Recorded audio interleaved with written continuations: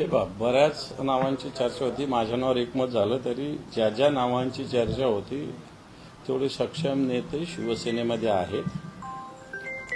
पण आत्ताच्या घडीला मला असं वाटतं संख्या एकनीच जाऊ शकते म्हणून माझी निवड झाली. याची जाणीव पूर्णपणे मला आहे. आणि त्यातल्या त्यात सगळ्यात महत्त्वाचं सगळ्यांची इच्छा माननीय उद्धवजी ठाकरे साहेबांनी जावं अशी असताना मला ही संधी मिळाली. ही त्याच्यातल्या त्याच्यात आणखी मला असं वाटतं महत्त्वाचं आहे. याची जाणीव पूर्णपणे मला आहे. तेवढं विधान परिषदेचे विरोधी पक्षनेते होते. पक्ष ज्यावेळी अडचणीत होता त्यावेळी तुम्ही सभागृहात भक्कमपणे बाजू मांडली. त्याची एक पोच पावती म्हणायचं. पक्ष काही व्यवहार नसतो. मी दिलं तर त्यांनी द्यायचं, मी घेतलं तर त्यांनी द्यायचं, असं पक्ष काही व्यवहारासाठी नसतो. मी असं केलं म्हणून त्याची पावती मला द्या. मला वाटतं हे काही पक्ष काही व्यवहारासाठी राहिलेला नसतो. पक्ष एका विचारानं चालत असतो. चांगल्या वाईट बाजू पक्षाच्या बाजूनं विरोधात ह्या सगळ्या गोष्टी येत असतात. आणि म्हणून मला असं वाटतं आपण एका विचाराने कामाला लागलेलो त्या विचार घेऊन पुढे जाणं एवढंच उद्दिष्ट आमचं आहे. एवढं नक्की. तुम्ही जे विरोधी पक्षनेते म्हणून जी कार्य केलं किंवा एकंदरीत आक्रमक चेहरा म्हणून अंबादास दानवे हे नाव जे पसंतीस उतरलं, कसं बघता एकंदरीत एलओपी म्हणून तुमची कामगिरी पडास आली असं म्हणायचं? हे पहा, मी सांगितलं ना, पक्षाकडे अनेक लोक इच्छुक असू शकतात. आता मला ते नाव पक्षप्रमुखांनाच माहिती असते. पण मला ह्याची जाणीव आहे की मी एकटाच कॅलिबरचा आहे अशातला काही भाग नाही. आणि त्यातल्या त्यात आत्ताच्या घडीला महाविकास आघाडीने एकच उमेदवार जाऊ शकतो याची पूर्ण जाणीव असताना उद्धवजी ठाकरे साहेबांनी जावं अशी समस्त सगळ्यांची भूमिका असताना उद्धवजी ठाकरे साहेबांनी आणि शिवसेना पक्षाने माझ्या नावाची मला असं वाटतं एक मला उमेदवारी देण्याची घोषणा केली.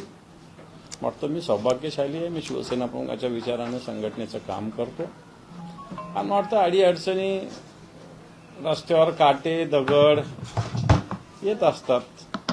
त्याच्यावर मात करून पुढे जाणं हे मला असं वाटतं कार्यकर्त्यांचं काम असतं, शिवसैनिकाचं काम असतं. आणि ते काम करण्याचा मी पूर्णपणे प्रयत्न करेन. आता हर्षवर्धन सपकाळ म्हणाले की आम्ही आमचा उमेदवार देणार आहोत. जर उद्धव ठाकरे उमेदवार असतील तर आम्ही विचार केला असता, पण आता आम्ही उमेदवार देणार. मला असं वाटतं मी महाविकास आघाडीचा उमेदवार आहे एवढं मला माहिती आहे. त्यामुळे त्या सगळ्या भूमिका माननीय उद्धवजी ठाकरे साहेब. तुम्ही काँग्रेसच्या नेत्यांशी बोलणार आहात? मला असं मी पहिले सांगितलं मला हे विषय न विचारायचे. हे पण मी पक्षाचा नेता आहे का? मी उमेदवार. काँग्रेसशी बोलणं वगैरे वगैरे वगैरे मी तुम्हाला महाविकास आघाडीचा उमेदवार आहे मी सांगतो. आणि मग तुम्ही म्हणतात काँग्रेसशी बोलणार आहेत का? आता ही जबाबदारी पक्ष नेतृत्व करेल ना, मी थोडी करणार. पक्ष नेतृत्वाने केल्यानंतर या सगळ्या गोष्टी संजय राऊत साहेबांचं ट्विट बघा, महाविकास आघाडीचे उमेदवार म्हणजे आम्ही काँग्रेसशी बोललोच असेल ना. तुमच्या सांगण्यावरनं महाविकास आघाडीचे तुम्ही एकमेव उमेदवार नाही, दुसरा कोणते उमेदवार आता उभा किंवा नाव जाहीर होणार नाही यावर स्पष्ट होते. दानवे साहेब, मुळात प्रश्न असा आहे, एक मिनिट. मुळात प्रश्न हा याकरिता विचारण्यात येतोय कारण की असं म्हटलं जात होतं म्हणजे महायुतीवर की जर उद्धव ठाकरे उमेदवार असतील तर निवडणूक बिनविरोध होऊ शकतं. पण अंबादास दानवेचं नाव पुढे आल्यामुळे हा प्रश्न निर्माण होतोय.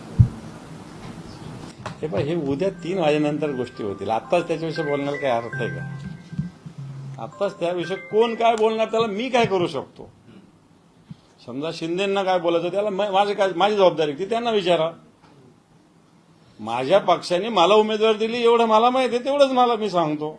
बाकी शिंदे किती 3 उभे करणार का 4 उभे करणार आणि आणखी कोण काय उभं करणार हे त्यांना विचारतो. मला कशाला विचारतो तुम्ही तो विचार?